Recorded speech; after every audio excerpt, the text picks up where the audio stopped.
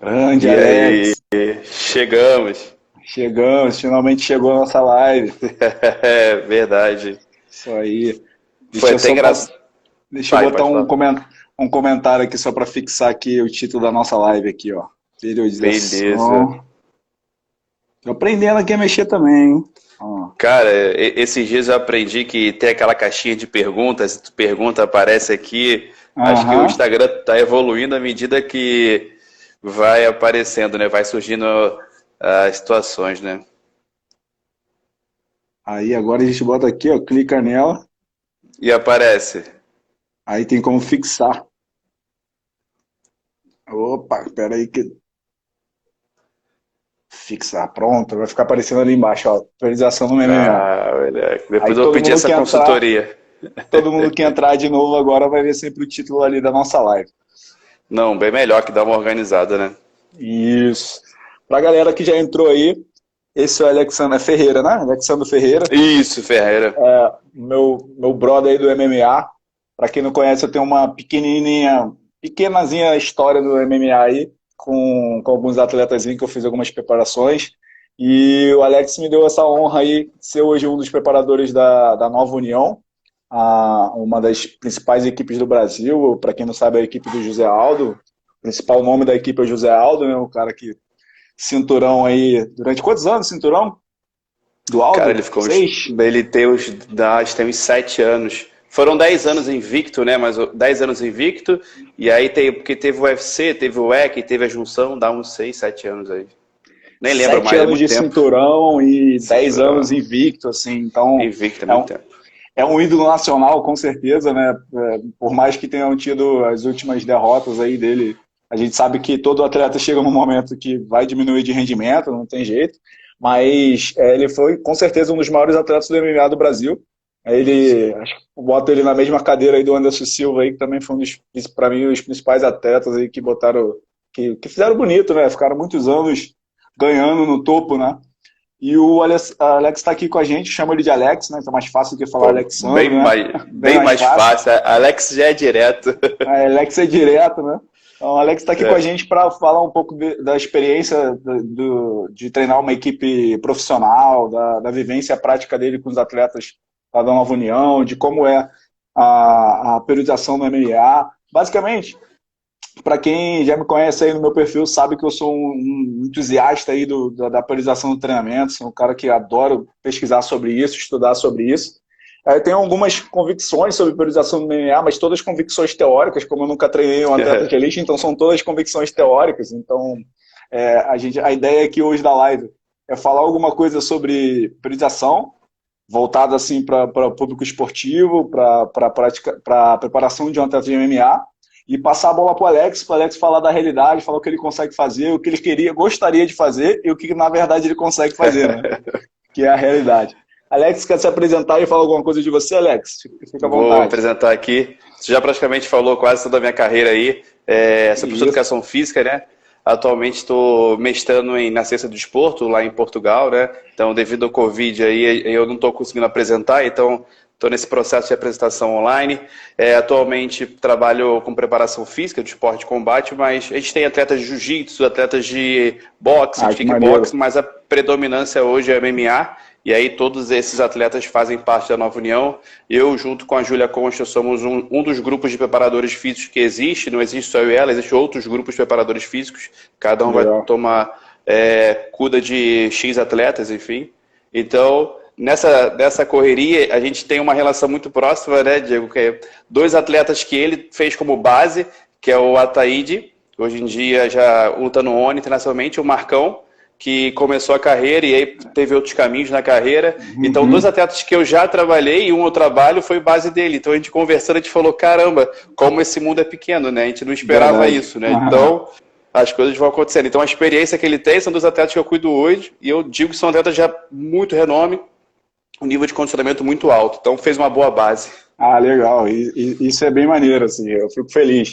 Assim, quando a gente faz uma preparação, né, e a gente realmente vê quando ela é realmente boa, quando você passa ela adiante e a galera que começa a treinar esses atletas de novo elogia o nível físico desses atletas, né? Isso é bem legal.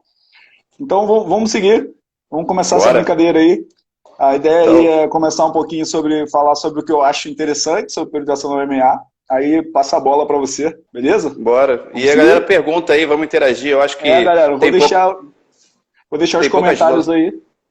tem poucas lives sobre MMA, então acho que é interessante tirar algumas dúvidas, entender um pouco a realidade desse esporte, né? Eu falo de esporte, cada vez desse esporte, entender a realidade dele. Às vezes a gente tem uma ideia sobre a mídia, né? UFC, mas quando você vai lá na realidade, lá na base, você vê que não é bem realmente assim como as coisas acontecem.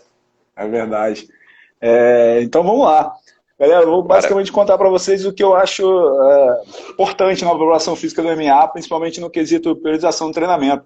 Tem uns alunos meus aí, antigos, aí, É, maneiro. falando comigo aí, legal aí. Obrigado aí pelo carinho, galera. Vamos seguir. Galera, periodização do MMA, para mim, o ideal é que a gente tenha um bom tempo de preparação, né? Mas isso é sempre o mundo ideal, né? Isso não é nunca a realidade. Mas se eu fosse fazer uma preparação de MMA hoje, eu gostaria de ter pelo menos 3 meses com esse cara para fazer uma boa base de nível físico forte para esse cara antes de uma luta. E aí eu precisaria de um mês. Eu digo para você que em 4 meses o cara poderia lutar com boas condições físicas, tá? Agora técnicas não. Técnicas eu não domino de técnica, então eu não vou entrar nesse método, eu vou entrar no método de assumir que eu seria um preparador de força e fazer o condicionamento de força desse atleta. Aliás, isso eu estava até conversando no particular aí com o Alex, de que isso foi um divisor de água na minha carreira, onde eu pensei assim, eu sou um treinador de força e não um preparador físico. O preparador físico, o cara acha que tem que fazer tudo, tocar lá, tocar cá, e aí quando você entende que você é um preparador de força, você consegue lá melhorar as condições de força necessárias para o cara utilizar lá na luta. E aí foi onde eu dei o grande start assim, na preparação física de atletas de uma maneira geral. Eu entendi que eu atendi os caras dentro de uma academia tradicional, e aí dentro de uma academia tradicional eu ia melhorar as condições de força dele, tanto a força máxima, quanto a força rápida, quanto a força resistente. Eu ia deixar esse cara com condições de utilizar todas essas manifestações da força no dia da luta com ótima qualidade. E aí, se eu tivesse hoje, se você me fizesse essa pergunta assim, quanto tempo você precisa para preparar um cara que já é faixa preta em tudo, em MMA? Eu falo para esse cara, eu preciso de pelo menos 4 meses. Porque no primeiro mês eu ia dar uma boa base de força máxima, esse cara ia ficar muito forte no primeiro mês. No segundo mês eu ia dar uma boa base de potência, esse cara ficaria muito potente. No terceiro mês eu faria uma boa base de resistência e de potência, que a gente chama de Power Endurance, onde eu ia dar uma construção de um trabalho onde ele pudesse manter a potência por um volume maior, principalmente no volume específico da luta, tá? No volume lá que ele lutaria, no caso do MMA, ou atleta de alto nível, ou um atleta que não, ou, quer dizer, um atleta que disputa cinturão ou que não disputa cinturão, né? Que disputa cinturão, o cara luta 5 rounds de 5 minutos, e o que não disputa cinturão são 3 rounds, 5 minutos. Então, esse desenvolvimento da resistência de potência seria em cima desse round de luta. E aí, num quarto mês, eu faria um meso que a gente chama de mês misto, né? Onde eu teria treinos tanto de força, quanto de potência, quanto de resistência, para fazer uma manutenção dessas qualidades físicas. E dentro desse mês aí, ou no final desse mês aí, eu já entregaria ele para falar assim, agora ele pode lutar, que ele está fisicamente com condições, né? Eu não gostaria de lutar com ele bem em cima desse terceiro mês, porque a gente concentraria muito bloco, daria um estímulo muito forte, e eu precisaria pelo menos esse mês misto aí também para dar diminuir um pouco o volume de treinamento, fazer com que esse atleta fique um pouco mais restaurado para chegar na luta com melhores condições. Então, no mundo ideal, eu utilizaria uma metodologia de bloco, nos 3 primeiros meses, um bloco de força máxima, um bloco de potência, que seria força rápida, no caso, e um bloco de resistência, que seria a resistência de potência, onde eu quero que esse cara faça o máximo de ações, o máximo de potência possível dentro no regime da luta. E aí um bloco misto, onde eu faria manutenção e diminuiria o volume total de treinamento para que esse atleta chegasse lá recuperado, que esse atleta chegasse lá com condições ótimas de luta. Isso, claro, num mundo completamente ideal, onde todas as coisas fossem perfeitas para esse cara chegar no melhor rendimento possível no dia da competição. E aí, se a gente fosse conceituar, isso seria um mesociclo, seria um bloco de preparação que a gente chama de bloco A, no modelo de Verkhoshansky, cargas concentradas, e entraria num bloco B, onde a gente faria cargas distribuídas com 3 com 3 tipos de objetivo no bloco B, que seria o último meiozinho que eu estou falando para vocês. Seria um bloco misto, onde eu teria trabalho de força, potência e resistência. Porque é um esporte onde tem a demanda de todas essas valências, né? O cara tanto precisa de um soco muito forte, tanto o cara precisa de uma ação muito rápida para sair de um golpe e entrar num golpe rápido, o mais rápido possível, tanto para iniciar um golpe antes de dar tempo de um adversário defender. Então, as ações são sempre rápidas, as ações são sempre muito fortes e as ações são sempre várias dentro de um regime de tempo de uma luta. Então, se eu consigo fazer um atleta ser muito forte, muito rápido, e ser o atleta que dentro de um round consegue fazer o máximo de ações, mais ações do que o seu adversário, a probabilidade dele conseguir ganhar a luta é grande. É claro, existem muitos outros fatores que determinam a vitória, né? Tem o fator de um golpe encaixado, tem o fator de um monte de situações que já aconteceu até com o Aldo, aconteceu com o Anderson Silva, de em segundos de luta o adversário acertar um golpe que bateu numa região que desligou o cara. Então, isso acontece na luta, isso não tem a ver nada com preparação física. São outras questões que influenciam no resultado, e a gente sabe que a preparação física ela não é o principal de um resultado de uma luta. Ela é um dos fatores que, ela estando bem, a tendência é potencializar todos os outros fatores. Mas se ela estiver ruim também, ela vai, né, negativar todos os outros fatores. Então, é ideal que todas as coisas caminhem juntos, né? Mas eu, claro, estou aqui para falar do mundo ideal, e aí é por isso que eu fiz questão de te convidar, Alex, para a gente bater um papo do mundo real, para a gente saber, na verdade, o que você pensa sobre priorização e saber o que você consegue fazer na realidade, quais são as suas principais dificuldades. Eu gostaria de fazer uma pergunta também para você. Quais são as principais diferenças em relação a atletas mais pesados e atletas mais leves? Que é uma curiosidadezinha minha até. Tá bom? Vou passar a bola para você. Aí já disse para você o meu mundo ideal, que é realidade nenhuma, né? Realidade nenhuma, talvez num país desenvolvido, um país onde o esporte é extremamente valorizado, onde os atletas têm bastante dinheiro, tanto para ter a sua própria comissão de preparação técnica e física e o seu próprio espaço de treinamento, como a gente já ouviu aí sobre o Jorge St-Pierre, é um dos caras que tem uma preparação excelente, pelo menos assim, olhando de fora, a gente consegue ver uns vídeos dele treinando com um atleta, com um preparador de força, com um preparador de potência, com um cara para trabalhar resistência, com um cara para trabalho de questão técnica, e parece que é feito tudo num local onde o espaço é dele. Então tem realmente atletas que levam muito a sério essa preparação física, e isso é bem legal, assim, eu gosto muito de ver.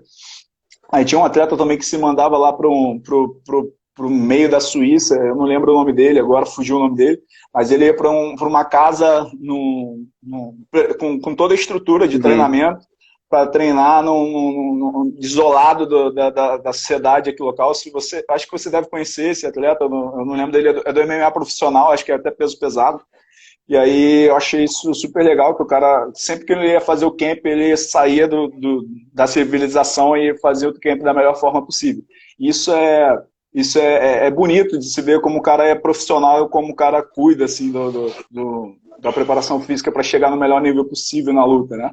Passar a bola para você, meu querido, como é que vai?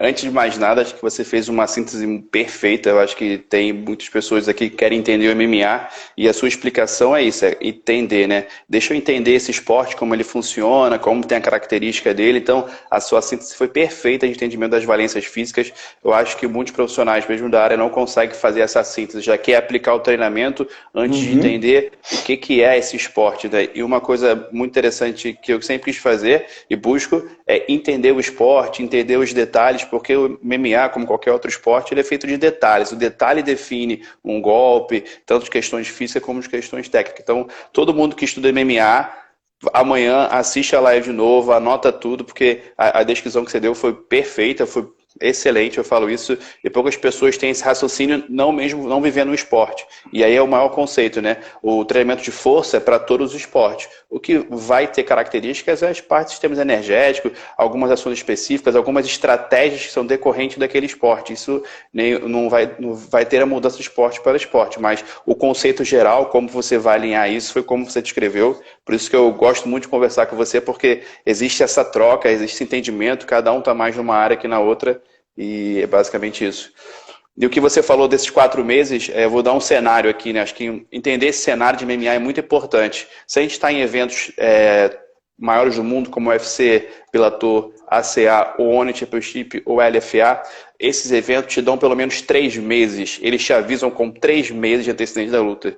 Então você tem 3 meses de trabalho para executar com o seu atleta. Então, basicamente, não está próximo àqueles 4 meses que você falou, mas tem 3 meses. Então, mas já esses é alguma atletas coisa, né? já é alguma coisa. Já é alguma coisa.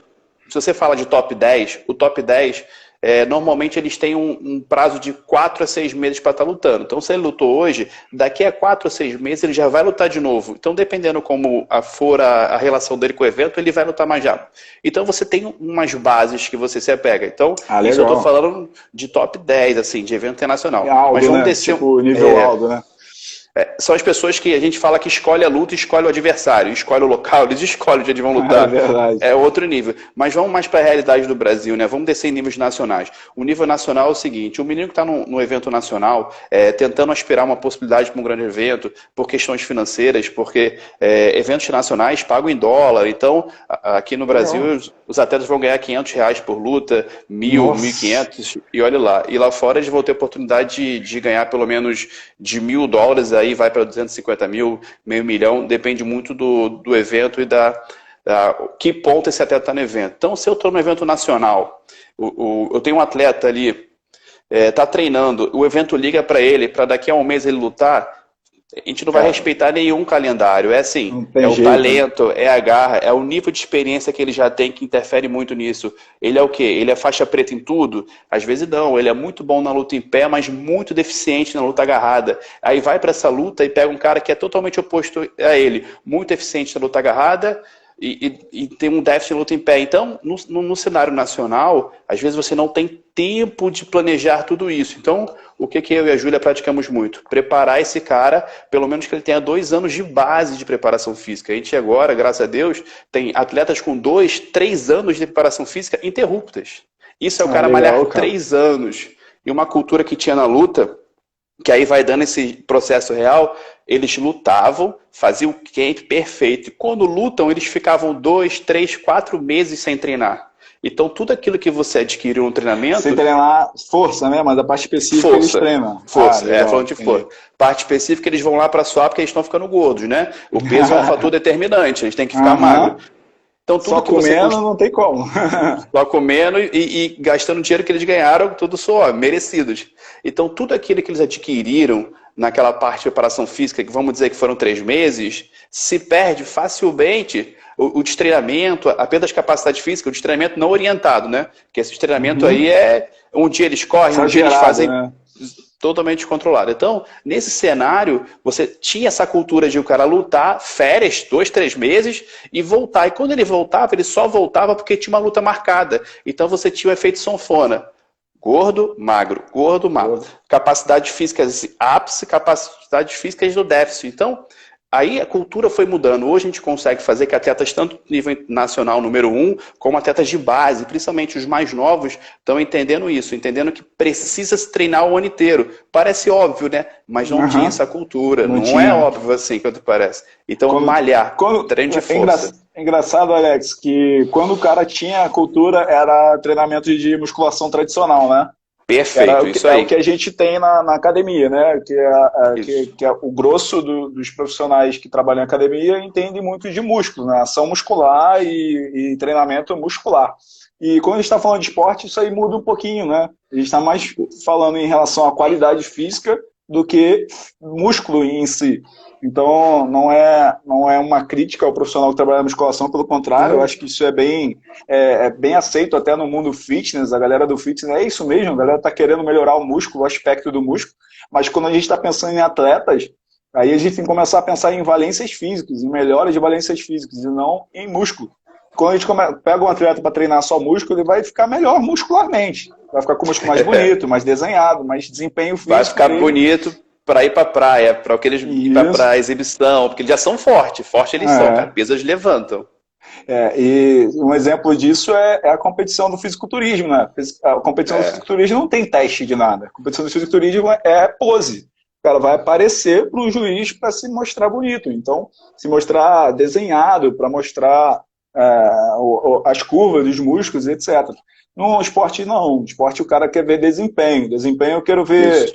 a força lá em cima, eu quero ver a potência lá em cima, eu quero ver a resistência lá em cima. Isso aí não pode ser do modelo tradicional que a gente vê na academia, que é treinando, pensando nos músculos. Pode continuar, Perfeito. Alex. Desculpa te... Nada, vamos trocar ideia que isso aqui é bate-papo. A live tem que ser descontraída, não tem que ser técnico. A gente tem Verdade. que conversar como se fosse numa mesa normal. E nesse conceito seu de fisiculturismo, eu até faço uma associação para os atletas. É bem interessante. O fisiculturista, ele vai subir no palco, ele vai fazer a pose, que ele tem que fazer a pose porque é um campeonato, enfim, tem juízes. Ele não precisa lá e levantar o máximo de peso. Não, isso não é interessante para ele. Vocês não. Vocês têm que desenvolver a força porque as ações ao longo da luta, elas são de forças. Ela vai ser força máxima, força isométrica, vai ter suas manifestações. Então, até tem uma descrição na minha tese que eu falo assim, a luta começa em pé. A qualquer momento ela pode ir para o chão, e do chão ela pode voltar em pé, ela pode ir para a grade para o chão. Essa intermitência que faz as manifestações das valências físicas. Então, entender esse cenário dentro da estratégia que foi montada pelo head coach e entender os déficits técnicos dos seus atletas, os déficits físicos dos seus atletas. Então, é um mix de informação que você tem que saber. Saber trabalhar isso, entender que ponto você pode levar, o ponto que você vai errar, acertar. Então, eu acho que essa interpretação é muito importante para você entender como periodizar e seguir essa linha que você fez um raciocínio muito interessante no início. Então, interpreta, entenda. Então, eu até falo com os atletas, não vai ser na primeira luta e não vai ser na segunda luta. A gente vai precisar de 3 lutas para eu traçar um perfil e entender como é que seu corpo responde 2 semanas, 3 semanas e por aí vai. Para você conseguir individualizar mais o processo, né? Isso. Aproveitando esse gancho aí, eu vou levantar essa questão aí do atleta diferente, né? O mais pesado e o mais leve. Assim, eu tive experiência assim, de trabalhar com um atleta que era muito forte e pouco condicionado, né? Tipo, o Marcão lá, o pessoal aí que trabalhou comigo lá em Copacabana aí, tem uma galera aí online aí que eu já vi aí. Vi eu fazendo um trabalho com o Marcão. Não sei se o Marcão tá aí vendo a gente aí. Pô, mó saudade do Marcão, cara. Mó saudade do Marcão. Ele não é muito de Instagram, não, mas talvez ele esteja por aí. Basicamente, o trabalho com ele desempenhava muito bem para força e potência, e nos dias que a gente ia fazer algum tipo de trabalho de condicionamento, ele já ficava, nossa, vou morrer, hoje não, hoje não dá para acabar o treino não, eu queria ir embora, né? Ele só ia com a sapatilha de LPO, cara, treinar preparação física. O cara é muito forte, muito potente, tinha uma capacidade muito boa disso, e na hora de treinar o condicionamento ele chorava. E aí não quer dizer que ele era descondicionado, quer dizer que ele era um cara que tinha características já genéticas dele favoráveis para desenvolvimento de força e potência. Então, todo treino de força e potência para ele era confortável. E todo treino de trabalho de condicionamento e de resistência era desconfortável, era vontade de morrer, vomitar e ir embora do treino. É mais ou menos isso. E eu já tive atletas ao contrário. Por exemplo, o Bernardão aí do Jiu-Jitsu aí, se ele tiver aí, manda um alô aí pra gente aí. Bernardão do Jiu-Jitsu era um menino que já não tinha condição de força e potência tão alta, mas era um menino que botava ele para treinar condicionamento, o bicho voava, tipo, sobrava e terminava bem o treino. Então, são características mesmo fisiológicas dos atletas que a gente só vai conhecer isso na prática, treinando eles. Por mais que o esporte seja um esporte que tem uma demanda meio que igual para todas essas valências físicas, cada atleta vai ter um destaque diferente, né, de uma dessas valências físicas. Eu queria saber de você aí, se você tem...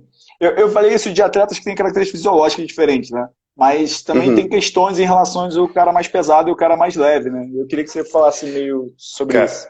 Muito interessante, né? Porque a literatura cresceu muito nos 5 anos sobre MMA. Hoje em dia, o que mais tem são artigos que falam de MMA. Aqui no Brasil tem uma escola muito forte, que é, se não me engano, na UFRJ, que é a Bia Caminhar, que é uma atleta de judô. Já foi a seleção brasileira, então tem um laboratório de esporte de combate, então o Brasil está crescendo, isso é muito interessante. Que maneiro, cara. Eu sou próximo lá da galera da FRJ, mas eu não conhecia esse laboratório de lutas, não. É novo, combate. É novo.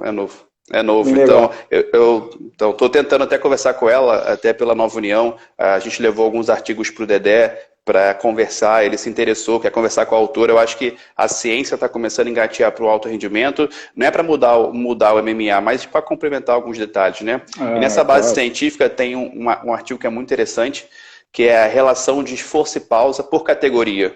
Então, qual é a relação esforço e pausa? O MMA, a gente até conversou mais cedo, tem uma relação 1:2, 1:4, mas basicamente fica 5 segundos de alta intensidade para 15 segundos de descanso, né? Você faz uma ação explosiva e recupera dela, 1:3. Você recupera numa ação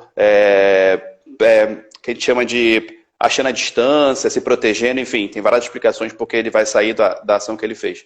E nesse estudo muito interessante, ele fala o seguinte, que os atletas mais velhos, mais leves, têm a capacidade muito maior de se movimentar. E eles se movimentam muito mais no chão. Então, são aqueles atletas de espoleta. Tá no chão, tá na grade, tá no chão, tá na grade, tá no chão, tá na grade. É mais acelerado, né? Acelerado. Uma luta de uma categoria 5'7", 61, 66, cara, em 1 minuto já aconteceu tudo.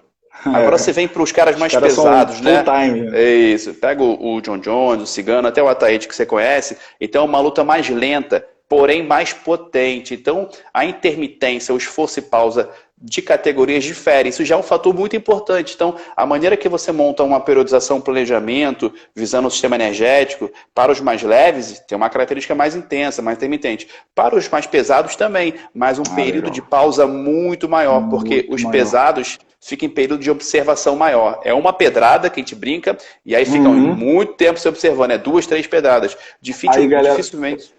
Pode falar. Pode concluir, desculpa, pode concluir. Dificilmente vai ter essa intermitência com os mais leves. E aí, eu acho que é um fator muito característico. Fora, assim, o mais pesado tem muito mais massa muscular para carregar, o seu desgaste é muito maior, precisa de um tempo de recuperação. Isso, tempo de recuperação maior, e também levanta peso pra caramba. Então, você tem que ter uma estrutura de uma academia de 150 quilos, estou falando de peso. Os mais leves também levantam peso, eles fazem 1,5 a relação do peso corporal. Então, essa dinâmica é bem interessante para você entender. Opa, peso pesado tem uma característica, o peso mais leve tem outra característica, mas todos vão trabalhar força e potência, independente. Aí, galera que está assistindo a live aí, galera do MMA, anota isso aí, ó. Isso aí é para acertar na preparação física do MMA. Basicamente, o que o Alex disse pra gente é que num bloco de resistência de potência, um atleta mais pesado, você vai fazer um trabalho de relação de força-pausa diferente de um atleta leve. Então, basicamente, isso faz toda a diferença em quantas ações você vai conseguir fazer com que esse cara faça numa luta. Então, um cara mais pesado, você vai trabalhar numa relação, vamos supor que seja um pouquinho maior, de 1:5, não sei, sabe essa relação de cabeça? Cara, se não me engano, eu não vou ter de cabeça. É muito que eu não vou ter, mas vamos chutar aqui, se a média é 1:3, o mais pesado provavelmente é 1:4, 1:5, uma coisa a mais, né? Então, basicamente, quando você faz Isso é fácil de pesquisar, galera, mas você precisa entender que é diferente. Você precisa entender que é diferente. Que eu mando.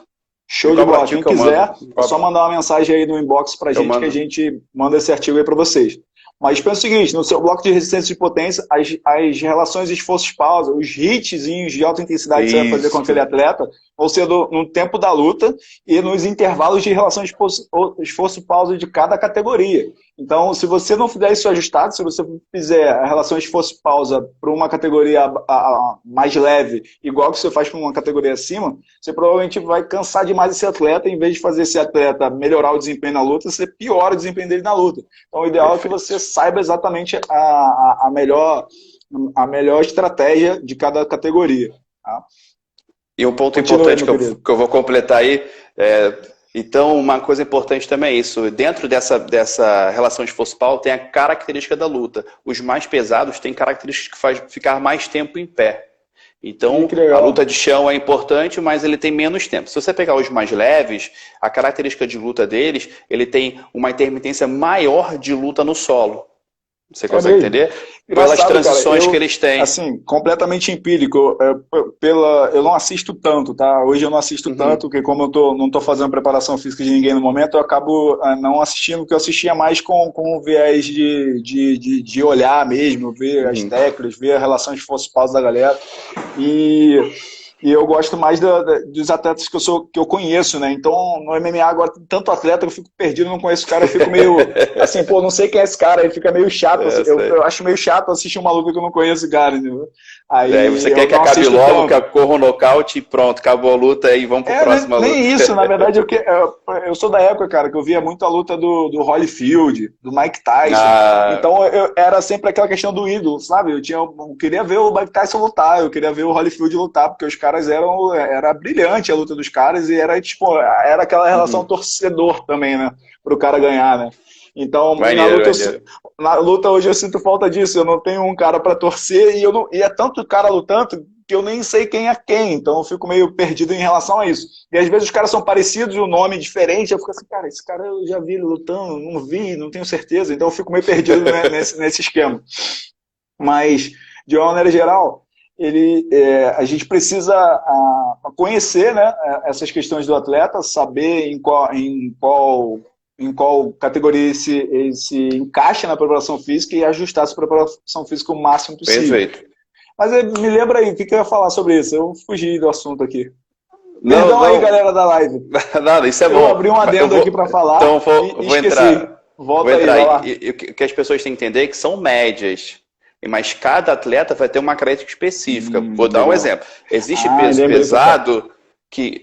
pesado que provoca e busca a luta no solo. Ele é um ponto. A gente não pode entender uma média como falou definitivo. Esse é o maior erro de interpretação que a gente tem que ter. A gente tem uma média para se basear e aí você começa a fazer a leitura do seu adversário. Então existe, por exemplo, vamos pegar o Aldo. O Aldo, ele não vai ter um esforço e pausa mais no chão. Não é uma luta de característica dele, ele fica mais em pé. Então existe a média para entendimento geral, em cima da média vai ter os pontos, né? Que você vai identificar, opa, mas esse adversário não tem mais isso, ele busca assim. Então, o importante desses dados é, opa, entendi, o pesado é diferente nisso, agora deixa eu ver como é que é o meu adversário, como é que é a linha dos pesados, porque tem os pontos, né, que são diferentes, que vão destoar da curva.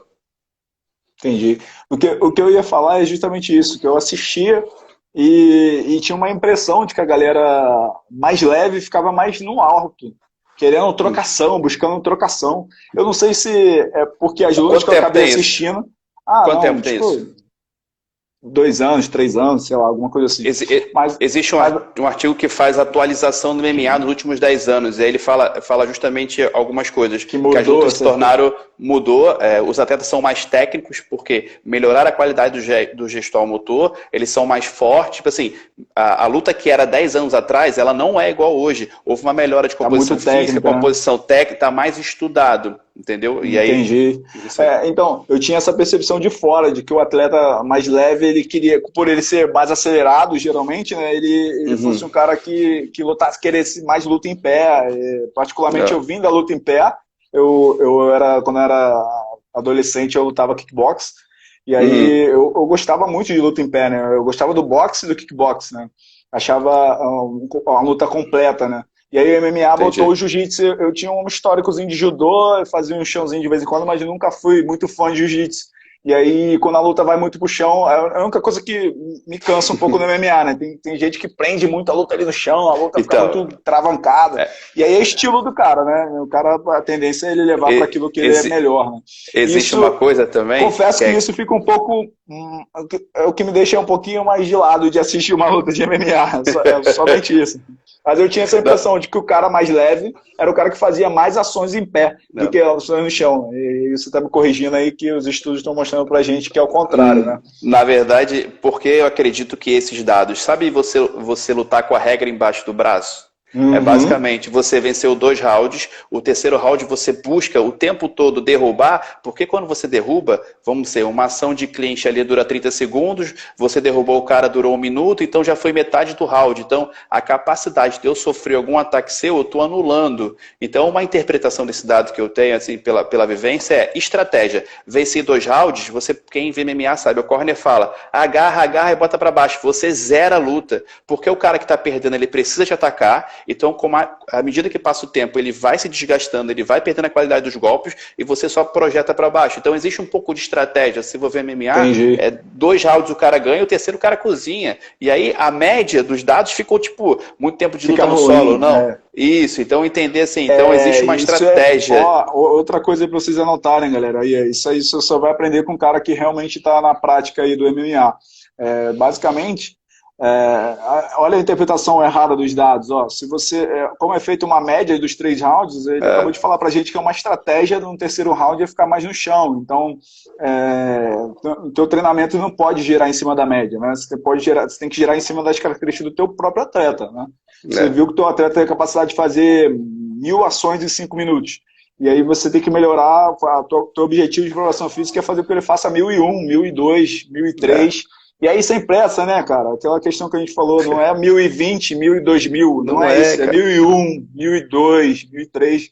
E quando a gente, um dado importante aí para vocês é que quando a gente acelera demais o aumento da carga de treinamento, a gente tem uma tendência a ou expor esse atleta a se machucar, ou expor esse atleta a se desgastar demais e perder capacidade de treino ou até de luta, porque o organismo dele está tanto tempo precisando de recuperar daquilo que a capacidade de desempenho dele diminui. Pensa sempre o seguinte, galera, o treino ele é catabólico, ele é destruidor, o treino não é anabólico. O pós-treino é que é construtor.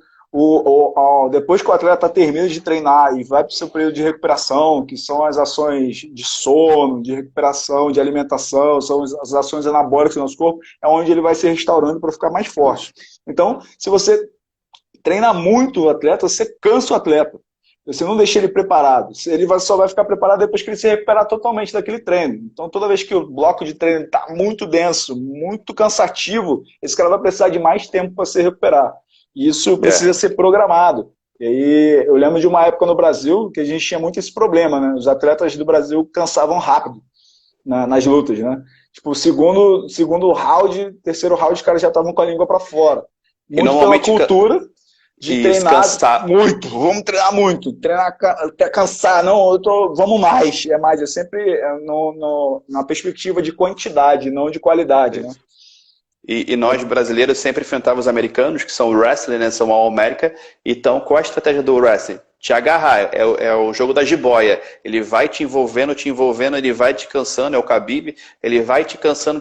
Quando você está acabado, ele vai lá e te finaliza ou te nocauteia. Então, o MMA hoje, ele virou estratégico. Então, todas as equipes fazem perfil do adversário. Todo mundo sabe tudo que você faz. E aí, explica-se de muitas derrotas de alguns atletas, porque chegou uma hora, o John Jones é um exemplo, tá todo mundo já entendendo o jogo dele, tá ficando mais difícil. Então, é difícil o cara ficar no topo muito tempo. E até o evento não quer. O evento, a gente tem que lembrar, já falei em algumas lives, que o MMA como é que não é business, é mercado, é visibilidade, é Big Brother, isso é Big Brother. Tem que estar mudando o líder, tem que ter uma bagunça o tempo todo. Então, isso é importante vender. Então, é um comércio. Isso é mídia. Hoje o MMA é o segundo esporte com maior transmissão em TV pay-per-view, só perde para a NFL por causa do showball. Então, ele atingiu o segundo lugar no mundo. Cara. Isso é muita coisa. E na situação do Covid da que nós existimos, é o primeiro esporte que está brigando para voltar. Porque está todo mundo em casa e o que ele vai vender de pay-per-view não tem ideia. Quem não vai querer ver um UFC, 2, 3 lutas, enfim. A gente tem que entender que é mercadológico. Isso é midiático. Não acredito em manipulação de resultado. Quando sobe ali, cara, são dois querendo vencer, mas a maneira como é montada... Apesar de que histórico do boxe, né, cara? De ter alguma coisa nisso aí. Toda vez que a luta é 1 para 1, né, a gente sempre tem uma facilidade de corromper alguém, né? Mas, cara, todo atleta, ninguém gosta de perder, cara. Eu também não. O brasileiro não. O brasileiro tenho certeza que não gosta de perder. Esses vão pra lá pra brigar com vontade. Exatamente, cara. Eu também não acredito nisso. Eu não acredito que o cara fica aí 6 meses se preparando, tomando porrada pra caraca de todo mundo pra subir no round e entregar a luta. Isso pra mim é mito também. Acho que a manipulação você pode tentar com o juiz, você pode tentar com outras coisas, mas com o atleta é meio difícil. Meio difícil. Impossível. Os caras gostam de vencer o tempo todo, se submetem a muita coisa para vencer. Todos que estão ali lutando mesmo para viver. É totalmente diferente. Os caras estão ali, plano de carreira, né? É lutar porque conseguindo um bom cartel, vai lutar lá fora e, graças a Deus, consegue ganhar um bom dinheiro. Diego, acho que tem uma pergunta aí. Vamos tentar ver aqui. Interessante a pergunta dele. E aí vai ser muito conjunto.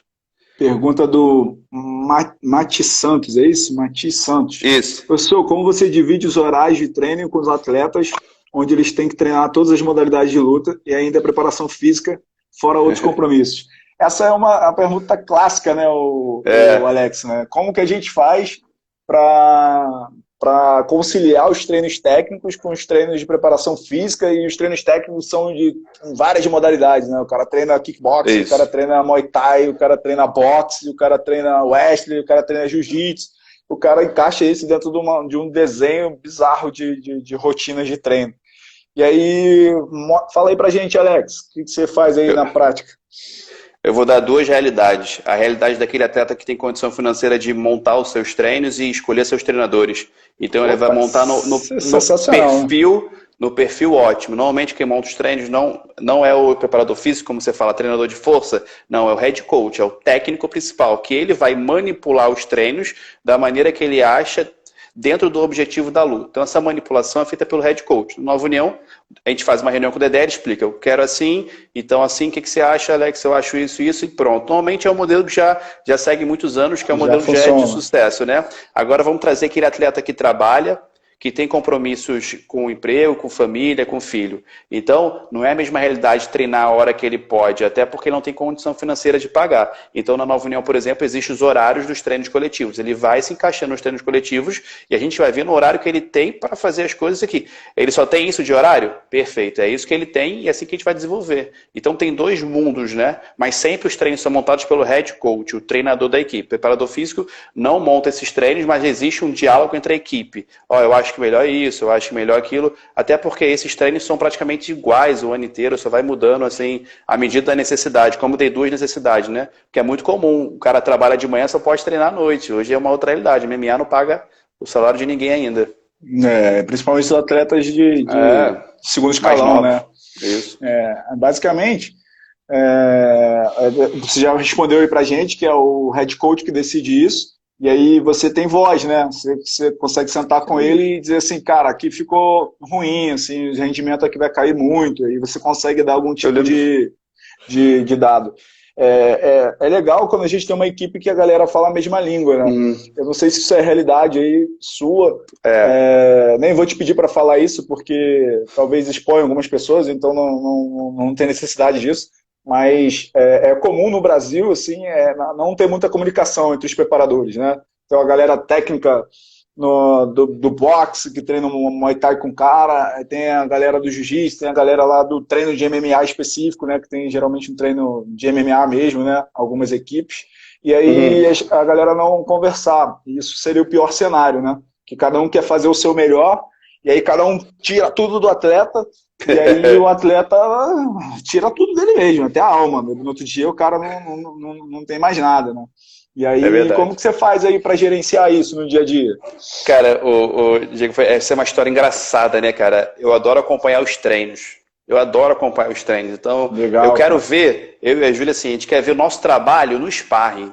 Opa, o que está acontecendo no sparring? Porque na nossa salinha está tudo bonito, tudo controlado. E naquela situação onde não tem controle, que é ele, mas o adversário a gente não controla nada. Então, eu gosto de ver os treinos. Então, eu vou ver os treinos dos outros professores e a gente conversa. Não existe uma rivalidade. Cara, isso é uma equipe, o objetivo é o atleta. Eu penso sempre muito isso, então eu converso muito com ele. O que você acha? E aí, o mais interessante, professor, o que você acha que a gente pode fazer? O que você acha? Acho que a gente pode melhorar nisso. O que você acha? Aí eu começo a entender a visão do professor e eles entendem a minha. Então existe uma troca. Então existem as mudanças. As mudanças legal, né? Não vão ser de 0 a 100. Você não vai chegar e reformular. Nem quero reformular. A gente tem que ter um conceito porque o atleta tem que sentir bem. Ele confia em mim, confia nos outros treinadores. Então teve uma época, foi até o início do Camp com o Aldo, montamos uma programação para ele, né? Na periodização. E aí, pum, no sábado, ele chegou muito cansado. Ele cansou, não respondeu. Eu conversei, Dedé, eu acho que não vai ficar legal, eu acho que aqui eu vou precisar dele um pouco mais descansado para a gente conseguir elevar o nível dele de força. Se a gente fizer esse treino antes, eu acho que vai conflitar, ele está chegando muito cansado. Cara, ok, Alex, beleza, mudou, pronto, andou. Na medida legal, que eu também... À medida que ele chega, Alex, estou sentindo que ele está um pouco mais fraco, preciso que você aumente isso. Ok, a gente vai conversar. É isso, cara, é conversa. Não tem muito o que fazer. Bem interessante. Ok. Conversa. A gente até conversou hoje de manhã, né, mais ou menos sobre isso, né? Quando o cara... basicamente, cara, como a gente falou lá no início da live lá, quem está acompanhando desde o início aí pegou, a gente comentou de que o atleta, a gente quando desenha a preparação física dele, a gente é o treinador de força, né? Então a gente quer melhorar o condicionamento de força. Lá no início eu falei pra gente que no mundo ideal a gente no início faria um trabalho de força máxima. E aí, mas imagina que o cara veio lá de uma luta, de um treino de jiu-jitsu, um treino de wrestling, pesadíssimo, onde ele fez muita força, e ele veio para você num dia que ele teria que fazer força. E aí o treinador ele tem duas estratégias aí, treinador de força. Ou ele tem na sua mão o planejamento daquele dia e ele tendo 3 treinos na semana, ele provavelmente um treino é um treino leve e ele manipula esse treino para ser mais leve nesse dia, porque o cara chegou desgastado, não adianta você querer dar treino forte, que você não vai conseguir nada desse atleta nesse dia. Então você vai manipular para que ele seja mais leve. E aí, ou você tem outra estratégia. Se você só tem 2 vezes na semana para treinar com o cara, então provavelmente os treinos têm um volume bem parecido, né? Dificilmente você vai botar um médio, forte, um fraco, quando você só treina 2 vezes o cara. Então o volume geralmente é o mesmo. Aí o que você vai fazer? Você vai trabalhar com um buffer mais alto, né? Para quem está assistindo a gente aí, aproveito para convidar vocês que amanhã, às 11 horas da manhã, a gente vai fazer uma live lá na Limite Treinamentos, que é justamente sobre isso, sobre a programação baseada em repetições de reserva, que é uma estratégia que a gente pode utilizar numa situação dessa. Basicamente, como seria? O cara chegou para treinar cansadíssimo do jiu-jitsu e do wrestling, você vai fazer um treino de força com ele hoje. Você faria lá, sei lá, 5 séries de 5 repetições com 80% do máximo dele. Basicamente, você vai manter os 80% do máximo, que é a intensidade que você quer, e você vai manter o volume que você quer, que é 25 repetições. Só que você vai fazer isso com menos séries, menos repetições por série. Faz essa brincadeira abrir para 7, 8 séries de 3, que você vai chegar lá no volume próximo a 25, vai trabalhar com a mesma intensidade, vai trabalhar com mais descanso, mais recuperação, e não vai dar tanto desgaste, porque o cara, em vez de fazer 5, vai fazer 3 em cada série. Então, é uma maneira de abrir, facilitar o treino para o atleta, você dá mais período de descanso para ele no teu treino e faz com que o atleta continue sendo estimulado em força sem cansar tanto aquele atleta que já vindo de um outro treino. E a outra alternativa é ter treinos diferentes na semana, e aí funciona bem quando você tem mais de 2 vezes na semana, né? Um exemplo que a gente estava falando hoje, numa preparação física ideal, de um atleta que tá fazendo parte básica, eu geralmente quero esse cara pelo menos 3 vezes na semana comigo, tá? Na parte de construção, de força, de potência, de resistência. Se esse cara já para uma parte mista específica, eu só quero 2, e ele pode treinar lá o resto da preparação específica dele. Agora, na parte de construção, eu preciso de 3, até pelo princípio lá de superposição das cargas do Verkhoshansky. Eu quero que esse terceiro treino seja um treino, no caso do treino do meio, né? Seja um treino de transição, um treino que eu já vou estimular uma outra valência física, né? Um trabalho de força, eu vou fazer 2 de força máxima e 1 de potência aqui no meio. E aí, se eu estou precisando desenvolver 2 de força máxima nesse cara, e esse cara chegou cansado num desses, eu jogo de potência para esse dia, que o de potência é secundário na minha sessão, no meu microciclo. Então, eu posso deixar ele treinar com níveis reduzidos no dia de potência, porque potência ali é secundária, eu só estou querendo estimular para eu não chegar no outro mesociclo cru. Agora, os dias de força eu quero ele descansado, então eu colocaria esses 2 dias de força combinados com os dias de treino técnico dele, que é mais leve, que ele considera mais leve, para que eu possa ter um desenvolvimento de força ótimo para esse atleta. E acredito que você faz a mesma coisa aí, né, Alex? É engraçado que você está falando, aí eu vou lembrando as coisas, né? Como quase 40 dias ainda treino, assim, preparação física, né? Então a gente vai relembrando aí 2 fatores. Antes de tudo isso, a galera que está aqui, bota o caderninho, anota. Eu sou fã do caderninho aqui, eu sempre anoto as coisas que eu faço. Cara, eu gosto muito de conversar com você, porque você é aula. Ele está explicando assim, sem esconder nada. Ó, eu penso assim, assim, assim. Como a gente tem a prática, a gente fala, cara, é bom ter alguém que pensa igual a você e vai raciocinando. Então, 2 coisas interessantes. Esse modelo de o atleta fazer um treino e depois ir preparação física, isso acontece todo mundo. Direto, isso aqui, né? direto. Isso aí, real. Esquece isso aí que não. Isso acontece. Ele vai fazer um treino de jiu-jitsu e vai Eles têm fazer um força com ritmo você depois. de 3 ou 2 treinos por dia? Ou é variável? Normalmente começa segunda, 2, depende do atleta, né? Mas vou te dar uma escala. Segunda, 3 treinos, na terça, 2 treinos, mas é um muito leve e o sparring. Na quarta, 1 treino só, que é um treino agarrado. E aí quinta, 2, sexta, 3, 2, depende, sábado 1. Aí você vai dividindo as valências, né? As modalidades. Porque MMA é um mix, né? É um mix de mistura de artes marciais. Então você tem que ir manipulando de maneira que algumas ele precisa de uma capacidade mais intervalada, mais um HIIT, outro ele precisa de uma capacidade mais técnica, outro é só um treino onde você mistura todas as demandas, né? Porque é só o sparring. Existe o treino onde você faz a luta agarrada, o boxe, que a gente chama que é o treino de parede, vamos chamar assim, porque é o 20 por 20 do TEDx, que é o nome que ele chama lá, que é o treino onde você vai mixar todas as demandas esportivas, simulando o tempo de luta, com a resposta de recuperação, enfim. Então, basicamente Legal, isso. bem interessante. Então, Bem, basicamente, cara. galera, a parte específica dessa galera é muito boa, né? A galera já sabe o que tem que ser feito. Os caras estão treinando há quantos anos aí, Cara, histórico no outro. Os caras sabem o que tem que ser feito para um atleta chegar bem condicionado, né? O preparador de força, ele não pode fazer cagada, né? Ele tem que ser um cara humilde a ponto de tentar encaixar o treino dele nos melhores dias, nos dias que ele vai conseguir desenvolver sem atrapalhar aquele atleta. Porque, como ele falou, o atleta tem uma rotina de treino específico muito alta e bota na cabeça aí, preparador físico, o treino específico é predominante. O treino de força é secundário, é para potencializar. isso Não é já resolve principal. tudo, cara. É isso aí, Não é cada um na sua principal. linha. Não... O treino específico é feito dentro do tatame, com o head coach, Isso. treinador específico, direcionando as estratégias. Ali, eles se matam, eu só fico lá anotando as variáveis. 0 a 10, como é que você tá? Só isso e preenche os dados, mais nada. Existe uma guerra aí entre especificidade, né? Treino de especificidade. E aí, a minha cabeça é muito de treinador de força, né? Eu acho até que a gente poderia fazer questões específicas se a gente tivesse uma proximidade muito grande de um espaço. Por exemplo, eu acho que nos Estados Unidos a galera consegue fazer isso com mais facilidade. Eles têm a realidade de ter o tatame, o ringue, no mesmo lugar da sala de pesos, que tinha uma sala equipada, tipo uma crossfit, com tudo quanto é tipo de peso possível. E aí, com certeza, a gente utilizaria os métodos complexos, de combinações de cargas pesadas ou potência máxima, para trabalhar junto com algumas ações específicas do esporte num bloco lá final, num bloco B, desse bloco misto que eu falei com vocês aí alguns minutos atrás.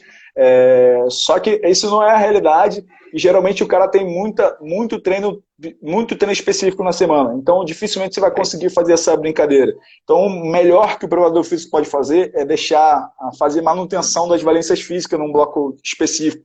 Quando o cara está lá num camp, lá nas fases finais, aí nas últimas semanas, nas 4 últimas semanas, o ideal é que o preparador físico não desgaste esse cara, diminua o volume de treinamento e mantenha força e potência do cara alto e resistência do cara alto. E a resistência do cara específica de luta ele vai fazer no tatame, galera, lá no ringue, lá na equipe dele. Com a gente é manutenção.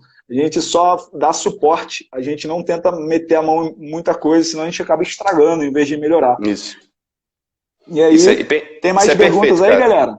Deixa eu ver aqui Isso é perfeito. Acho que a galera está gostando, porque eu gosto desse bate-papo que está indo bastante informação e acho que as informações que está passando, todo mundo pergunta como é que faz periodização de MMA. Eu falei, cara, entende o cenário, entende o seu atleta, entende a deficiência dele. Eu vou te dar um exemplo. Atleta de alto rendimento, isso há uns 4 anos atrás, não sabia fazer agachamento com peso corporal e flexão de braço.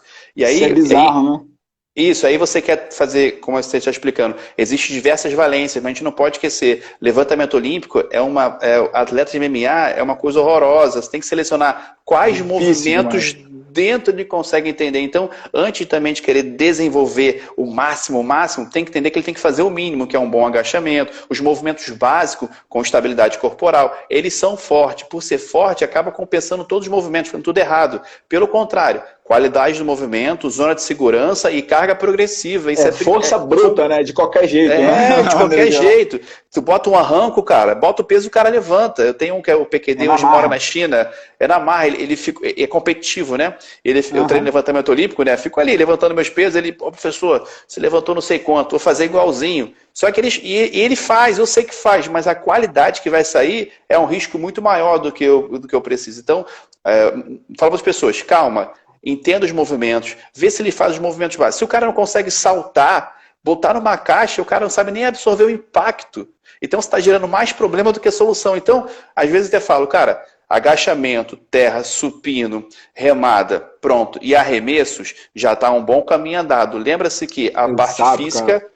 A parte física é um ponto, mas a parte técnica, o cara pode ser um faixa preta de jiu-jitsu excelente. Às vezes você tem que dar condição física para ele conseguir executar as tarefas dele. Então, vamos entender, eu falo muito isso, as pessoas, cara, é só isso. Eu falei, calma, a gente está aí há 7 anos, a gente está começando a entender o cenário. E aí você vai começando a selecionar. Teve um treino para um atleta que durou 25 minutos.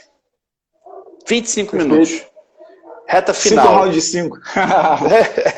25 minutos. E ele fez o treino todo, ele pensou só isso, eu falei só, mas por quê? Eu sei o seu treino à noite, eu sei o que o seu treinador vai fazer à noite. Se eu passar disso aqui, você vai render à noite, mas amanhã vai estar com febre, a sua imunidade vai baixar. Aí ele me liga à noite, pô, professor, tu é mãe de Ná mesmo, o treino foi sinistro, ainda bem que eu treinei pouco. Eu brinquei com ele, falei, cara, a gente conversa fora vocês. Então, aí eles pegam confiança em você. Eu tive uma experiência na Rússia, né, em 2018. Eu e o Evaldo lá tivemos a oportunidade de ir com o professor Antônio Carlos Gomes para a Rússia.